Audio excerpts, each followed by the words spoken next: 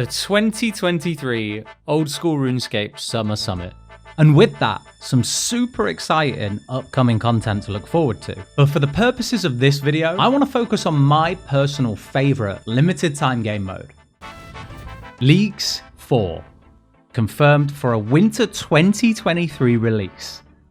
That's so close. Now, for anyone not sure what you can expect from the leagues, we're talking boosted XP rates, boosted rare item drop rates. There's also a task-based system and relics that enhance aspects of both skilling and combat to the point where they essentially break the game.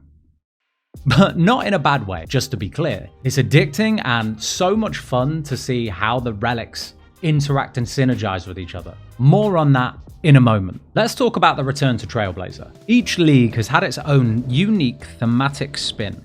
And for Trailblazer Reloaded, we're returning to the region lock theme. Starting with just Mistlin and Karamja, we'll have the choice then to unlock the desert, Mauritania, Asgarnia, the wilderness, Kandarin, the Fremennik Isles, Tiranwin. Did I pronounce that right? I don't know. And the newest addition that wasn't in the previous version of Trailblazer, Korend and Kebos. Sounds familiar, right? Except it's not in so many ways. Now, I'm not going to go through all the content that's been added to the game since the last Trailblazer League, but as mentioned on the Summer Summit stream yesterday, if you're expecting to just dig out some videos from 3 years ago and follow the exact same metas as before, then think again. We've got new tasks, new relics, new areas, and of course all of the updates that have come to the game since Trailblazer ended. Take the desert for example. Only fools picked that area last time. But now we have Temporos, Tombs of Mascot, and Desert Treasure 2. Those additions alone completely changed the meta, and that's just one area.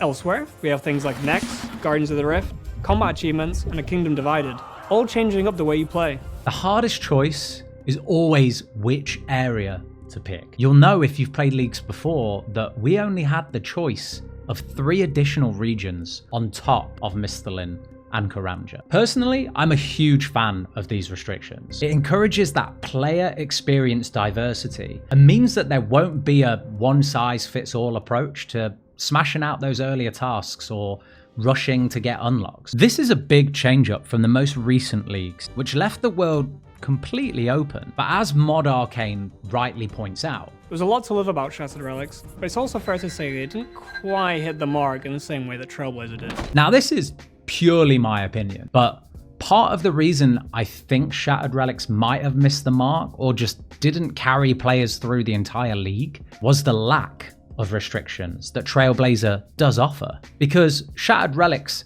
essentially, from a viewpoint of new league players, threw them into the exact same game, just with ridiculous modifiers and little opportunity to interact with other players. Listen, you've got to admit it that some of the most fun moments of leagues are right at the beginning, when there are hundreds upon hundreds of players logging in for the first time in Lumbridge and rushing to do those first laps, tasks, or quests. Now, relics arguably are the biggest selling point of the league's game mode. After all, that's very much the philosophy, right? If this relic ain't breaking the game, it's not strong enough. Yeah. It was so much fun using the Bandos Godsword or another special attack weapon to spec 5 times, absolutely melt the boss, teleport back to your POH to restore your special attack energy, and then just last recall straight back into the boss room. I'll also say as well, last recall is definitely making a reoccurrence in this league. Thank God for that. Now I'm going to go ahead and be slightly hypocritical now. I don't think it's an unpopular opinion that Shattered Relics actually got so much right. The flexibility and situational switching out of relics to pick something that you needed when you were doing some skilling, for example, and then switching that out to be more combat centered when you were going to do some bossing. I really enjoyed that. Also, the sheer amount of relics leading to more niche uses and niche synergies between the relics. Compare this to the original Trailblazer, which had a really linear relic tiered system, and it locked you into choices that not only could you not change, but were often favored to one combat style. You'd get like 75% of the player base picking a melee-centered build, and then wondering why in 2 weeks' time they got bored of just doing the same thing over and over again.